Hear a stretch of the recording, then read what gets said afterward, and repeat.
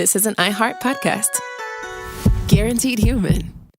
We've all tumbled down an internet rabbit hole trying to self-diagnose, and it leaves us more anxious than informed. Our feeds are full of wellness trends, but how do we know what's real, what's exaggerated, and what's just wrong? Health versus Hype from the American Medical Association breaks it all down. Emmy-nominated science communicator Trace Dominguez talks to doctors, influencers, and real people trying these trends, not to cancel them, but to understand them. Because when it comes to your health, who you listen to matters. So listen to Health versus Hype wherever you get your podcasts. Work can be a little weird. Cringy training seminars, coworkers who won't stop talking about their plant, forgetting the mute button at an inopportune moment. We have to deal with a lot on any given workday. Sometimes it can feel hard to thrive and move forward in your career. Well, that's where LinkedIn comes in. LinkedIn helps you get ideas and insights from experts in your field, connect with people professionally, grow your network, and access tools designed to help you find the right fit for your next role. Whether you're just getting started, figuring out your next move, or looking to accelerate your career, LinkedIn is built to support you at every stage because LinkedIn is the network that works for you. Visit linkedin.com/knowstuff to learn more. Stuff at Sea is a 5-night adults-only sailing trip that brings the Stuff podcast universe to life on board. This voyage is a culture-soaked escape where pink sand paradise meets curious minds. Sailing round trip from New York City to Bermuda on October 2nd to 7th, 2026, this voyage drops you straight into the iHeart Podcast Stuff universe. On top of the adults-only experience you already love, you'll get live podcast episode recordings, behind-the-scenes sessions, themed activations, and more unmissable onboard moments. Learn more at virginvoyages.com/stuff. Welcome to Stuff You Should Know, a production of iHeartRadio.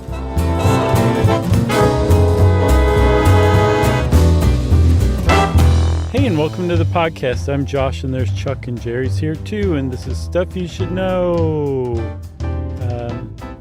And this is the somebody gives out even worse advice than we do edition. I'm glad you picked this one. Thanks.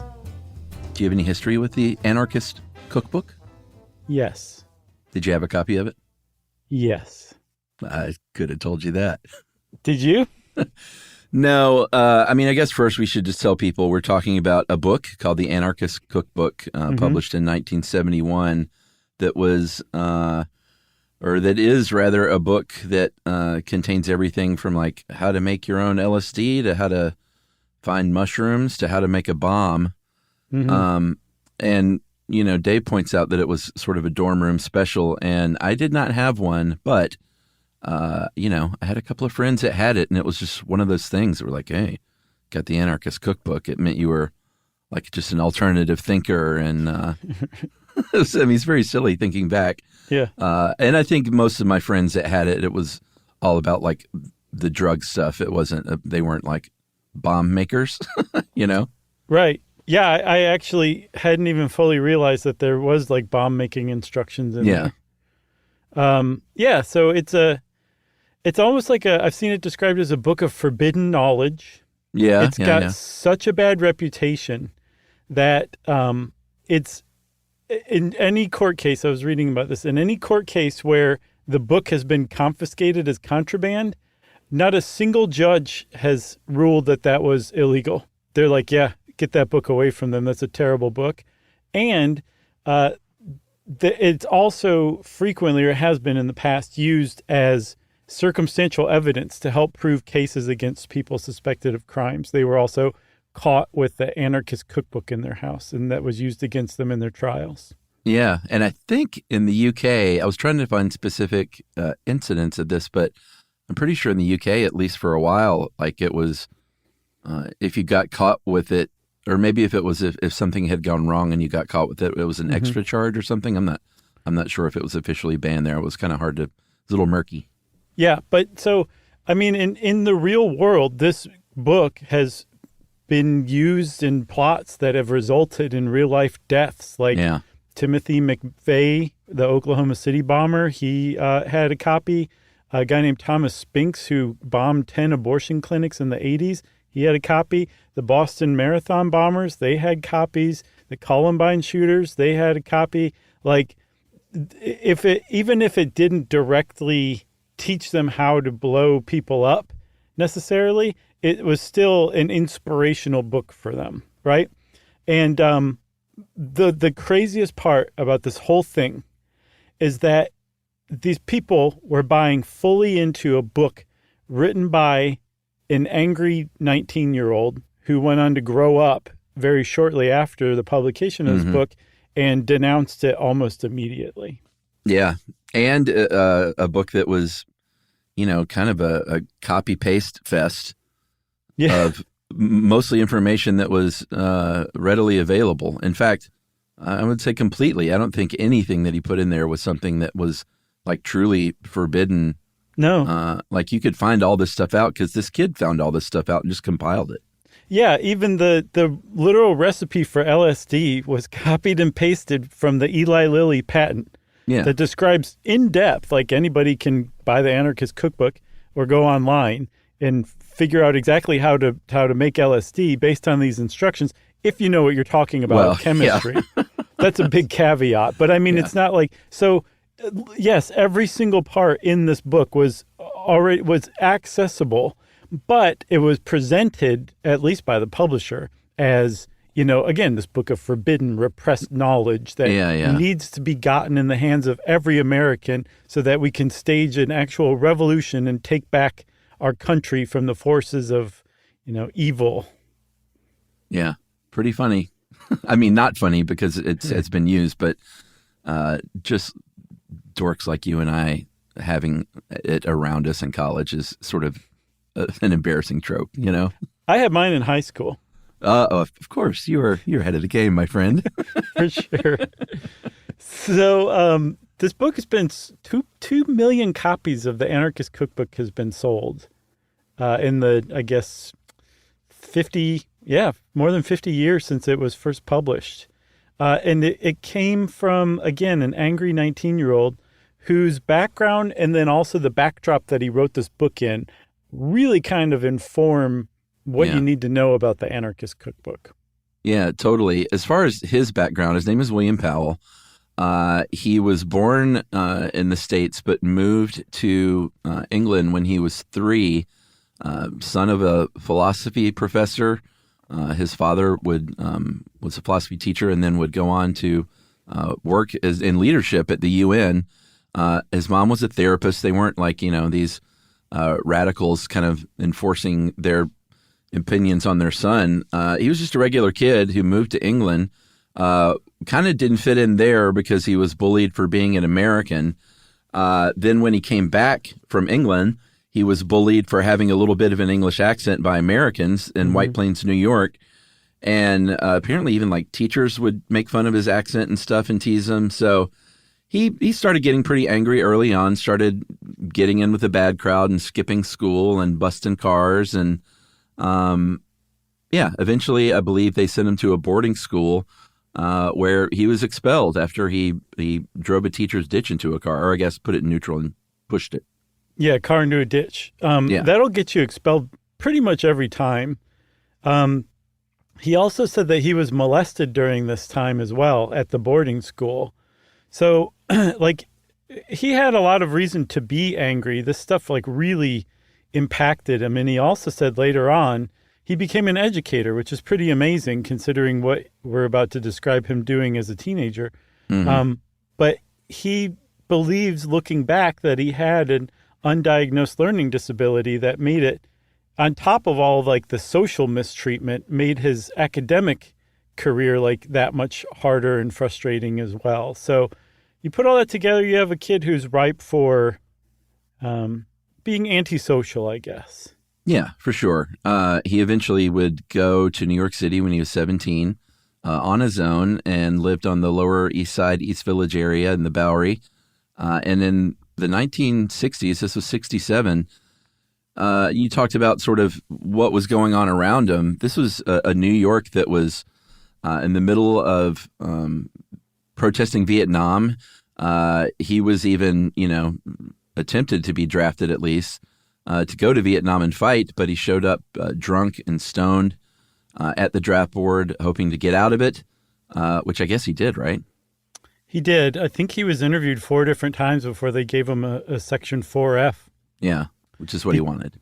It's exactly what he wanted. And this was another thing. This is part of that backdrop that I was referring to that was really important to understand. This was a time where if you were there was, I think, a 20-something year window in age. If you were in that window, if that's how old you were, there was a chance that you were going to be forced to go fight in Vietnam and possibly die and possibly kill other people. And this was reality. And a lot of people were not okay with that. So this pushing back on that whole sentiment kind of formed this basis of like this revolutionary, sense that like the stakes were so high for what could happen to you if the government just insouciantly decided you're going over there now, that to the people who were opposed to it, there's no response to this except for a bloody revolution. Yeah, exactly. So his, sort of living situation certainly didn't quell any of this. He was roommate to a guy named Steve Hancock, who was the older brother of one of his former boarding school pals. And he was a genuine, anarchist, Steve Right. Hancock was. He managed a bookstore called Bookmasters, got William Powell a job there. He started digging into, all those sort of revolutionary guidebooks, like from Che Guevara and Abbie Hoffman and other, supposed anarchist leaders of the time. And Steve Hancock was a big influence on him. He was he was a member of the Industrial Workers of the World. I think we've talked about them at some point. Yeah, Maybe? Eugene Debs was one of the founding members. Remember him? He ran for president as a socialist from prison. Oh, yeah. So Hancock was a member of this group, and he told William Powell about this idea for distributing flyers, about making LSD, about making Molotov cocktails. And that was what the original Anarchist Cookbook was going to be from Powell once he kind of launched into this thing, was just a series of flyers, but it kind of quickly escalated to book level. Okay, cool. So just one more thing about him working at Bookmasters. Apparently he met Valerie Solange, the woman who shot Andy Warhol, when she came around peddling copies of her Scum Manifesto.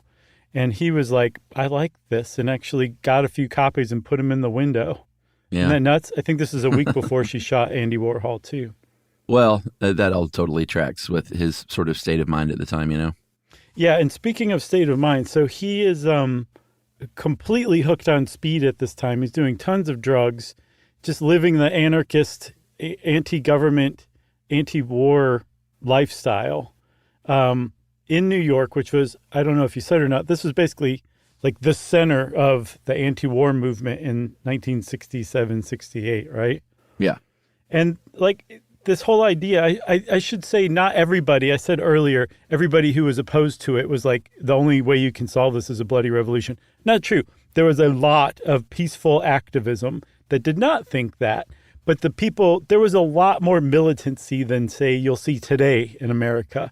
It was inspired by the idea that you could be drafted and sent to kill people and be killed. And those people were the ones who were like, we need to overthrow the government. And so that's what William Powell was essentially doing. When he sat down to write this book, he wanted to put the information, or if you put it all together, you could overthrow the government or start a revolution into the hands of as many people as possible. And that was the Anarchist Cookbook that he sat down and wrote. Or, like you said, he sat down and copied and pasted. He wrote a lot, too. Sure. And maybe we'll get to some of that actual writing after a break. Sure. All right, we'll be right back.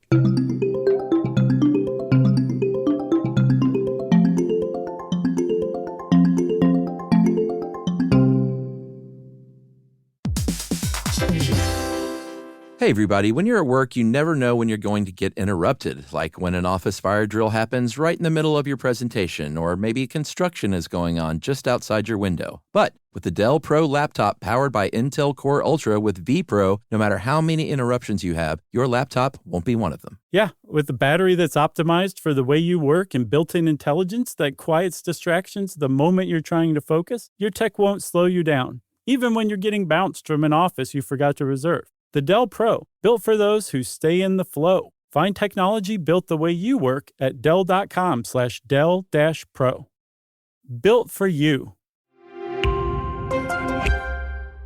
The universe is full of mysteries. Black holes, quantum physics, galaxies. On TikTok, millions of people are learning more about the universe around them every day. Scientists break down complex theories, demonstrate experiments, and connect dots between the cosmos and our daily lives. One scroll might reveal the concepts on the fabric of space-time, the next an optical illusion. It's discovery on a massive scale, where millions learn something new every day. All cat parents understand the feeling of being ignored by your cat and often asking yourself, does my cat even love me? And there is only one solution to solve that, Sheba. Feed your cat Sheba and go from feeling ignored to truly adored in 12 days guaranteed or your money back. Sheba has a menu of products, appetizers, entrees, treats, and even a kitten's menu. So Sheba has a product for even the pickiest eater, like the Sheba Puree, which is made with bone broth. It's a protein-rich, lickable treat with chef-inspired flavors. It has a smooth and creamy texture that cats love. Plus, it supports a strong bond between pet parents and their cats with a hand-fed cat treat. It also contains no corn, wheat, soy, or artificial flavors. So instead of feeling ignored, you're suddenly the center of their world. It's basically a fast pass to favorite human status. Next time you're wondering if your cat loves you, grab Sheba Puree or explore their entire range of textures and flavors at your local retailer. To learn more, check out Sheba.com.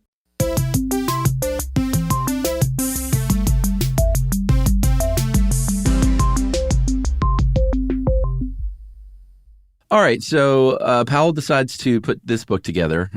He goes to the New York Public Library. I said it like I was 7 years old. Mm-hmm.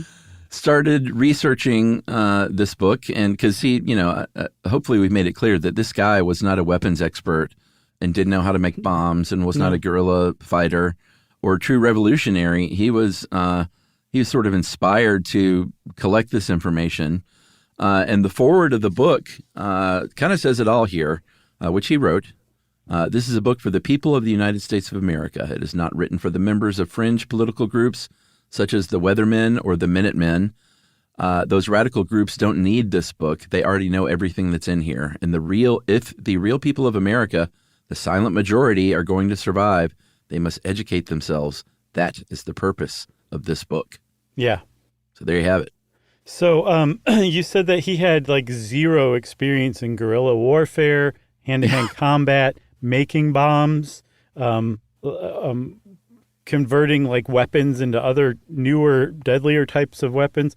Yeah. But if you read his writing, he sounds like he's been there, done that, and now he's come to tell you how to do it yourself. That's the way it reads. He sounds like a total tough guy. And when you step back and realize, like, no, this guy just did a lot of research and then presented it as if he knew what he was talking about. It like actually is kind of funny. Yes, but we don't pretend like... No. Like we've done, like we haven't like hung out with porcupines or, right. We're always clear about that. We've never, given our expertise on economic policy to any government. Like, thank goodness. Yeah, we're not experts, right? So this guy, William Powell presented himself as an expert, and that's just how the book reads. But when you step back and think about it like that, it's actually kind of funny, some of the stuff that's in there. Like, one thing he did do was draw a lot of stuff, and he wasn't a very good artist to begin with. But one of the pictures that stood out to me, and this is only funny if you look at it a certain way. It's also very much not funny. But there's a section on garrots or garrots. I can't remember how you pronounce it, which is two pieces of wood that you hold in your hands and then a piece of like piano wire between them, and you strangle somebody with this. And there's a drawing that I guess William Powell did of somebody, strangling a guy. He's coming at him from behind with his knee in his back, like strangling him with the garrote. And just the way that this picture reads and all the text around it is just the idea that this kid had never done or even seen anything like that, but is presenting it like this is how you do it. It's just so preposterous and ridiculous that people actually took this seriously. It'd be like taking life or death advice from Holden Caulfield, basically. Yeah, was there I didn't see that drawing. Was there a speech bubble that said... Pretty much, yeah. It was implied, for sure. Okay. One other thing that stuck out to me too, Chuck, was he would just toss out percentages very confidently, and if you stop and read it, you're like, I don't think that's true. One of them was... if in hand-to-hand combat, first of all, you fight to the death. That's how you fight hand-to-hand combat. You're not trying to knock the guy out. That was a piece of advice in this. But he also says that if you can get your opponent knocked off balance, 9-1, you can kill him in the next move. So 9 times out of 10, your next move is going to kill the guy. Where did that percentage come from? Where did that ratio come from? You can just tell he's just making this stuff up. And when you take it like that, he just made all of it up, essentially. And the stuff he didn't make up, he, like you said, just copied and pasted from legitimate sources, which is what really actually made the book dangerous. Yeah. Or, I mean, at the very least, he may have gotten that from someone who made that up. You know? I mean, who knows?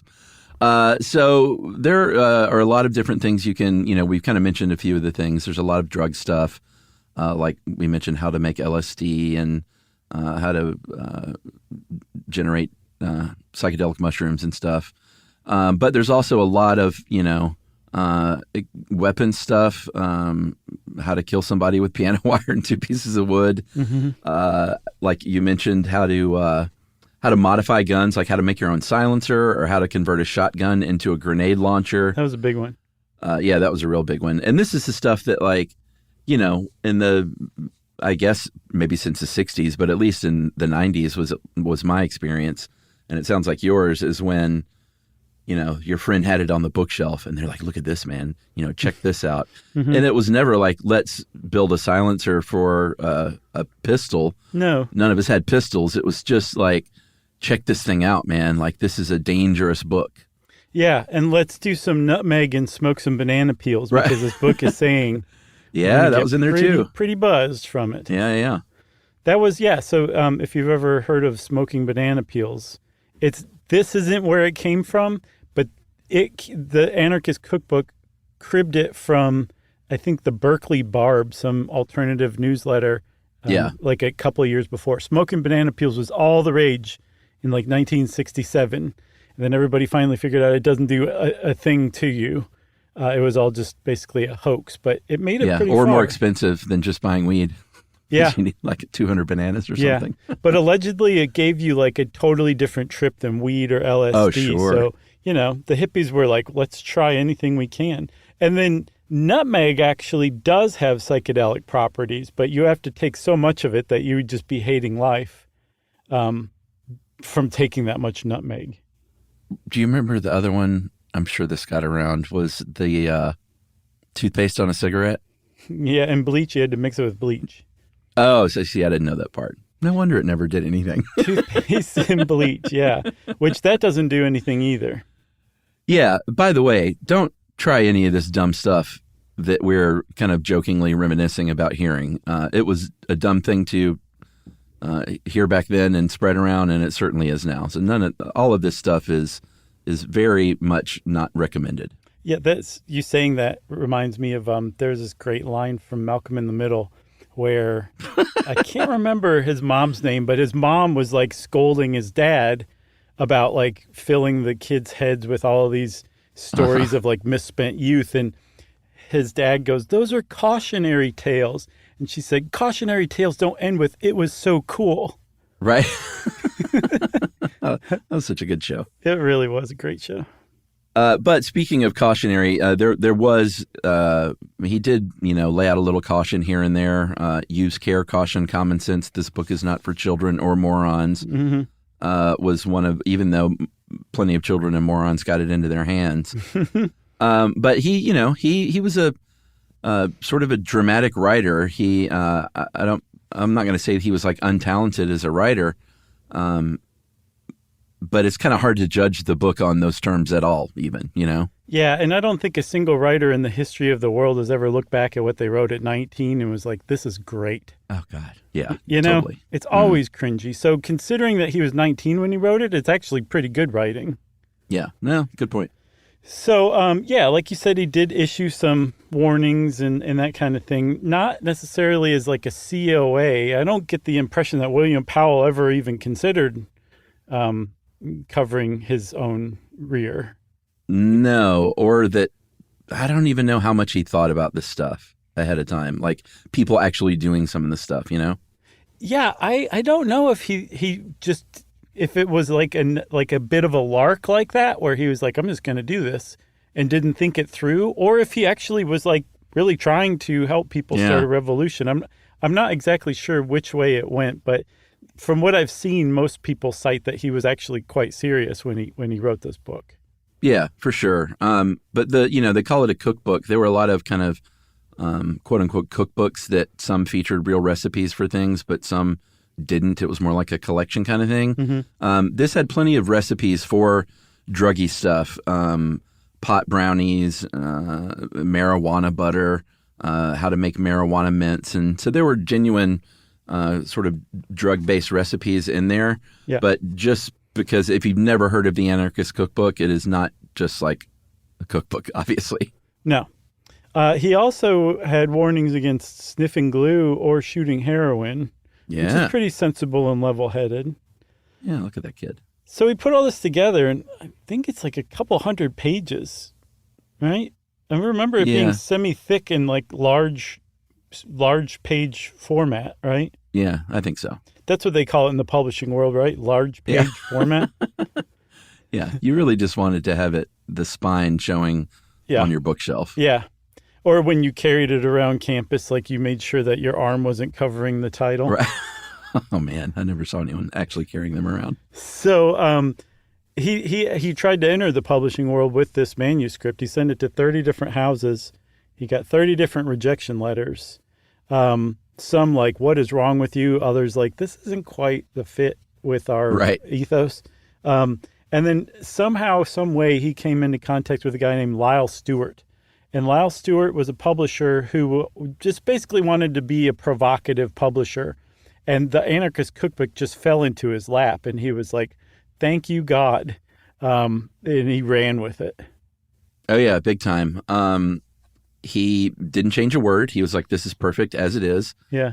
All your drawings are great. You're such a good little drawer boy. And he wanted it. I think he loved the idea that the idea of the book. And I think any thoughts to changing it were quickly squashed in his mind of like, no, sort of the genius of this book, to him at least, was just how taboo it was. And it should look like, crazy rantings. Because there's a quote from him that I think is pretty telling of like who this guy is, and also kind of smart for a book publisher. Sure. Was that I'm paraphrasing, but like people don't buy a bestseller like this to read it; they buy it to have it and to show it on the bookshelf. Exactly, to carry it around campus. Yeah, with your arm not covering up the title. So, with in the hands of Lyle Stewart, like this book would take on its life finally, right? It would go from the rantings of a 19-year-old kid to a legitimately published book that was also heavily promoted by a guy who knew how to just play the media to get free exposure, essentially. And so he held a press conference where somebody, supposedly an angry anarchist who was mad that this kid was sharing this forbidden information with the world, threw a smoke bomb into the press conference, and everybody like jumped for cover. And William Powell later said that he noticed that Lyle Stewart didn't duck or anything like that. He just kept his position behind the podium during the press conference, pretty much.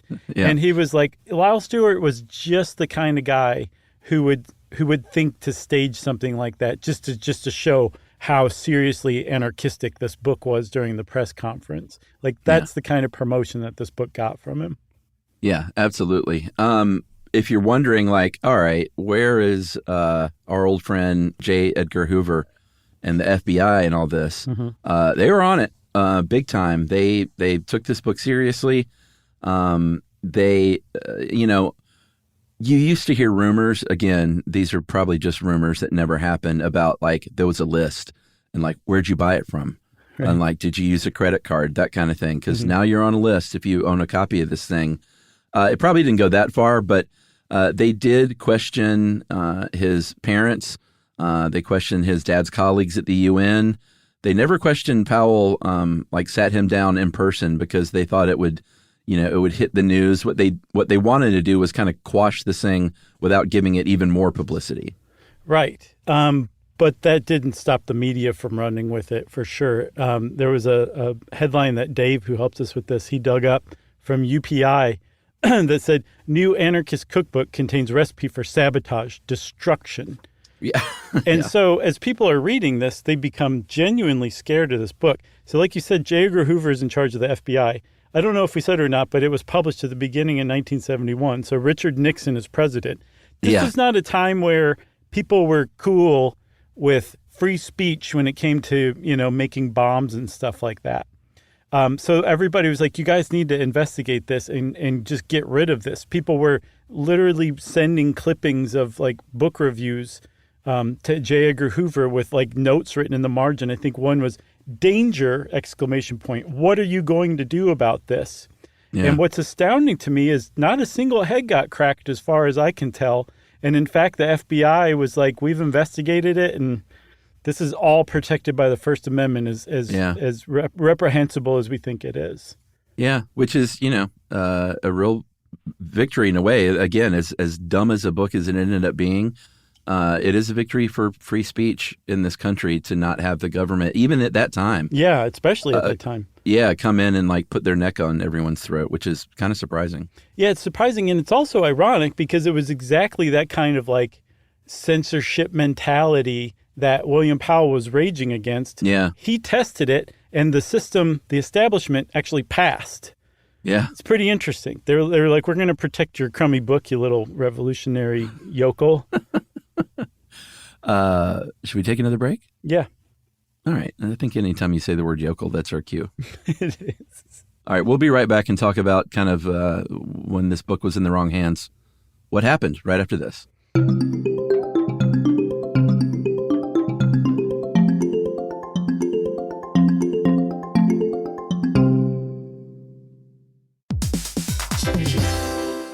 Hey, everybody. When you're at work, you never know when you're going to get interrupted, like when an office fire drill happens right in the middle of your presentation, or maybe construction is going on just outside your window. But with the Dell Pro laptop powered by Intel Core Ultra with vPro, no matter how many interruptions you have, your laptop won't be one of them. Yeah, with the battery that's optimized for the way you work and built-in intelligence that quiets distractions the moment you're trying to focus, your tech won't slow you down, even when you're getting bounced from an office you forgot to reserve. The Dell Pro, built for those who stay in the flow. Find technology built the way you work at Dell.com/Dell-Pro.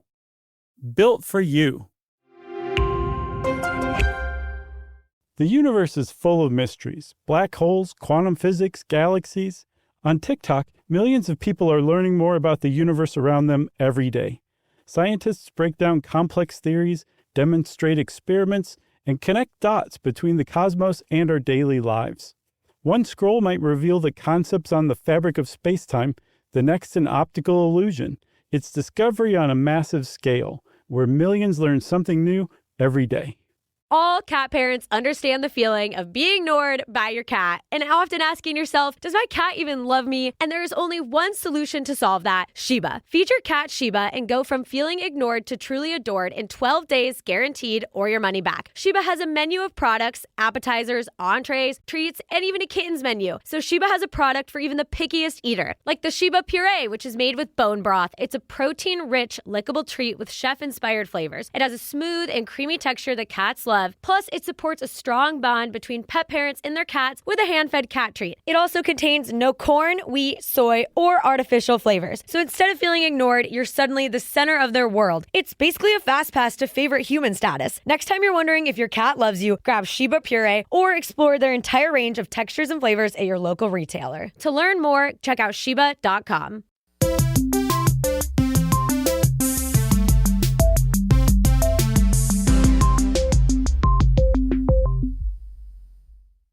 All right, Chuck, so you said this book ended up in the wrong hands. I guess we said at the very outset that it did, so it's not really a big twist in the story. But I think the first time blood was actually shed, like life was lost because of the Anarchist Cookbook, or at least in part, was in September of 1976, when a group of Croatian independence guerrillas hijacked a flight from New York to Chicago and was like, this plane's going to Paris now. And they were like, do you know how many refueling stops we're going to have to make? And they said, we don't care. Just do it. And supposedly, as far as hijackings go, it was really polite. I think some of the people who were actually hostages later told the press, like, it was almost ridiculous how polite and apologetic these terrorists were. And it turned out that the bombs they had strapped to themselves were like silly putty, an alarm clock, were not bombs. But one of the demands that they had was that the like Washington Post and some of the other papers had to print their manifesto, or else they would set off a real bomb at Grand Central Station. And that one actually did turn out to be real. Yeah. The bomb squad came in from New York City's finest. Very sadly, one person was killed. Officer Brian Murray was killed trying to defuse the bomb. A few other people were injured. Upon being charged, the hijackers said, we got this information on how to make this bomb from the Anarchist Cookbook. Mm-hmm. And that was the first case, like you said, of like real bloodshed happening. But not the first. Like you mentioned, this was found on but like it seems like any time you heard about someone committing some awful violent act against either a lot of people or planning something like this, this was sort of the one of the textbooks that they had on their shelf. Exactly. And by this time, so this is 1976, William Powell had completely transformed into a different, again, more grown-up person. He became an Anglican. He became religious that same year. By that time, he'd already gone off to college, graduated, worked in Alaska, discovered his true love of educating kids with learning disabilities, like what he would keep doing for the rest of his life. And so when it came out that like this is actually like now like costing people their lives, he was very upset about that. He wanted to distance himself from the book. The problem was, as we'll see, he never owned the copyright. In addition to knowing exactly how to promote controversial material, Lyle Stewart also knew how to rip off his authors too. So he owned the copyright to the Anarchist Cookbook. William Powell just got a couple $1,000s from it and then said, okay, see you later. Yeah, a couple of $1,000s up front. I think he said he ended up making about $50,000 in royalties over the years. And that was despite him wanting to pull it from print. There was a period of about 11 years where it was out of print. By this point, like in the 90s, he was moving sort of all over the world with his wife, teaching in the Middle East, teaching in Africa, really doing great work. Yeah. But in 91, a couple of things happened. He was appointed appointed as the CEO of an international school in Tanzania, and parents complained and were like, "Hey, do you know who this guy is? He wrote the Anarchist Cookbook." And they protested. It was an anonymous letter to the board, and they protested his hiring. Ironically, it was that same year that the book actually went out of print for a little while, which is what he wanted more than anything. In 91, it was bought by a publisher named Stephen Schragus. And he was I'm not sure how big time he was, but apparently he had a couple of thousand books that he was publishing over this 11-year period. And that was not one of them. He bought the rights and then sat on it and said, the public shouldn't have this. And I agree with him. Oh, wow. I didn't know that. Yeah. So it was like an 11-year period where, it was out of print. You could still buy it, of course, if you knew someone who had it or if it was in a bookstore or something. It's not like it was banned, but sure. He pulled it for a little over a decade. Wow. I think something that's good to know about William Powell, too, by this time, you said he got forced out of his position as CEO of that international school in Tanzania for being the author of the Anarchist Cookbook. Very shortly after he departed, the board got back in touch with him and was like, please come back. Like, we don't care about this. We like what you're doing so much. We want you to come back. So he came back for 8 more years as the head of that school. I think that says quite a bit. Totally. I don't know. Did you watch the documentary? No, I haven't.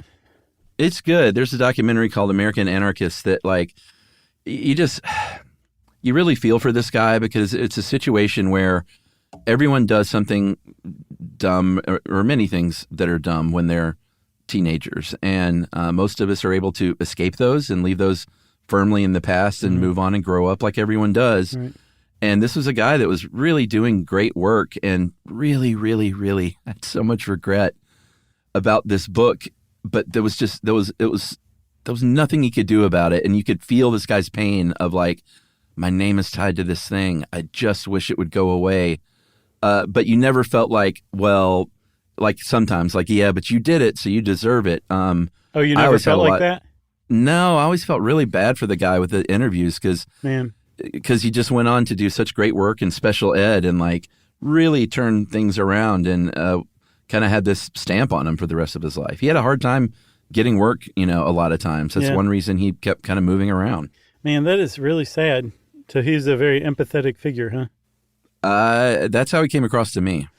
Or I guess sympathetic figure. So, one reason why he was just like in agony, I guess, over this book, him not being able to do anything about this book, is because after that Croatian separatist incident, like it ended up inspiring more violence, like more real world violence throughout the 80s and the 90s. I mean, from the beginning of the 80s to the end of the 90s, there were some really high profile mass murders that were carried out, like we said, by people who owned the Anarchist Cookbook. So in one way or another, they were inspired or even maybe directed in some cases in carrying out the crimes that they committed, the atrocities even. Yeah, and he was putting out statements all along. He even contacted Amazon to try and get a message kind of permanently posted. The central idea of the book was that violence is an acceptable means to bring about political change. I no longer agree with this. I want to state categorically I'm not in agreement with the contents of the Anarchist Cookbook, and I would be very pleased and relieved to see its publication discontinued. I consider it to be a misguided and potentially dangerous publication, which should be taken out of print. So, yeah, I mean, there was nothing he could do about it because of Lyle Stewart. Yeah, not just Lyle Stewart, but after the guy who I guess sat on it, I think Lyle Stewart sought him out and bought it back, and it went back into print, and then Lyle Stewart sold it to another publishing house that owns it now, that is keeping it in print as well. And the thing to understand about this Anarchist Cookbook, it's like that Abby Hoffman steal this book thing. Like the idea of it being pirated is kind of part of its whole jam, So there's so many like rip-off, copycat published versions of it that you can buy on Amazon and other places, like no problem. They're like illegitimate counterfeit copies of the Anarchist Cookbook, but it's still the Anarchist Cookbook. It's somebody else publishing it as if it's in the public domain. And then even if all those people stopped actually physically publishing it, it's all over the internet now. Like I was reading a PDF version of it on the Internet Archive. Like it's just out there. The way Dave put it was perfect. The genie's out of the bottle. Like this information is out there now. And unfortunately, it'll probably continue to keep inspiring people into acts of violence because of that spirit behind it, that the government needs to be taken to task and overthrown, and the people need to rise up. Yeah. And despite everything he tried to do, he put it out there and it wouldn't go away. He passed away in 2016 and, always had great regret about what he had put into the world. Yeah. There was one other thing. There was another statement he made after, I think, a school shooting, where he drew parallels between the work he was doing and then the legacy of the book, where he was saying, he works with kids who have learning disabilities, and these kids are alienated by their disability, essentially. And he said, no child should have to earn the right to belong. And then he turns around and essentially empathizes with the kids who are, reading his book and then going on and shooting up their schools and saying, like, these kids, I'm sure, are alienated and feel ostracized as well. And this book did not help them in any way. It did the opposite, probably. Yeah. Yeah, he does seem like a pretty amazing guy. I mean, just the work that he did afterward is pretty remarkable. I know he's like a internationally renowned educator, or he was. Yeah. So, in some ways he made up for what he did. And I guess if there's anything to take away from this, if you're a young person, like we have always encouraged people to be bold and use their voice, but maybe pump the brakes. Think about 10 years from now, what you want. Do you want that attached to you 10, 20, 30, 40 years from now? Right. Yeah, if you're writing nonfiction that calls for violence, just stop and ask somebody, is this a good idea? Right. Since Chuck said right, everybody, you got anything else? Nope. Since Chuck said right and then nope, it's definitely time for listener mail. Yeah, I'm going to call this Missed Opportunities. This is from AR, or maybe just R. No, it's AR. Okay. AR is talking about our Would a Love Drug Be Ethical episode that just dropped, and AR was a former musician and thinks we missed a lot of opportunities for band names and album titles. Okay, let's hear them. All right, so here we go. You guys did mention Savalesco and Earp as an organ saxophone combo. I don't remember that. There were real gems in there, though, guys, like Lust Bucket. Yeah, that's a good one. Okay. Experimental Love Drug. Sure. Kind of on the nose. Electric Roses and Philosophers. Yeah. It's a little mouthy. Yeah. Little wordy. That sounds like an album title then. If they're really wordy, it's usually an album title. Well, here's some album titles or song titles he felt like we missed. You're Not Good at Lovin'. That's a great one. That needs a parenthetical, but parentheses, but you really are. Right. Really low-key mellow stuff. Okay. I don't know about that. If You Dose Them, that's pretty good. And Love Is Good Enough. That's a really good one. That's a great one. I love that. I can't believe there's not a song called that already. Yeah, well, there may be. AR points out that the genres on these guys run the gamut from EDM to country. And really big fan. I've turned on friends and family to the podcast. Just wanted to say keep doing what you're doing. Thanks a lot, AR. That was a great email. We appreciate that big time. And as always, everybody, if we ever walk past a great band name or an album name or a song title or something like that, we want to hear from you too. You can wrap it up, spank it on the bottom, and send it off to stuffpodcast@iheartradio.com. Stuff You Should Know is a production of iHeartRadio. For more podcasts from iHeartRadio, visit the iHeartRadio app, Apple Podcasts, or wherever you listen to your favorite shows.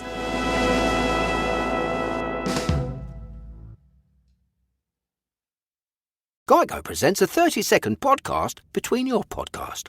Today's story is shared by one of our listeners. It's called Betrayed by Bill. It was in that moment I caught who was staring back at me in betrayal, or more like what? My insurance bill. With trembling hands, I grabbed my phone and switched to Geico, saving about $900 in the process, and never to be betrayed again. Now that was bloody riveting. It feels good when the story ends with savings. It feels good to Geico. Every parent should know the car ride soundtrack. Are we there yet? How much longer? I'm bored. Well, if you're taking an extensive car ride anywhere and you've downloaded the Lingo Kids app prior to leaving the house, you may experience something strange, right, Chuck? That's right. You may experience silence from the back seat. Your kid may go an entire car ride without asking once if they were there yet. How about that? And by chance of miracle, they may even ask if you could drive longer. Yeah, that's the magic in Lingo Kids. Over 4,000 interactive games, songs, and shows, including their favorite Disney characters. It turns the longest drives into the easiest ones, and honestly, you won't understand why you didn't download it sooner. That's right. Lingo Kids is the #1 entertainment platform for young kids, and it's free to download. Or go Plus with the Lingo Kids subscription and unlock even more content your kids won't be able to get enough of. You can save up to 60% on the yearly plan. Just search Lingo Kids in the App Store or Google Play. Lingo Kids, everything kids love. You know, you could be adored by everyone and still completely ignored by your cat. Trust me, I know. But if you feed your cat Sheba, you can go from being ignored to truly adored in 12 days guaranteed or your money back. Sheba has a full menu of products, appetizers, entrees, treats, even a kitten's menu. It's so cute, so Sheba has a product for even the pickiest eater. Like Sheba Puree, it's made with bone broth, they are chef-inspired flavors, it's got a smooth and creamy texture that cats love, and contains no corn, wheat, soy, or artificial flavors. It's food that your cat's gonna love. To learn more, check out Sheba.com. That's SHEBA.com. This is an iHeart podcast. Guaranteed human.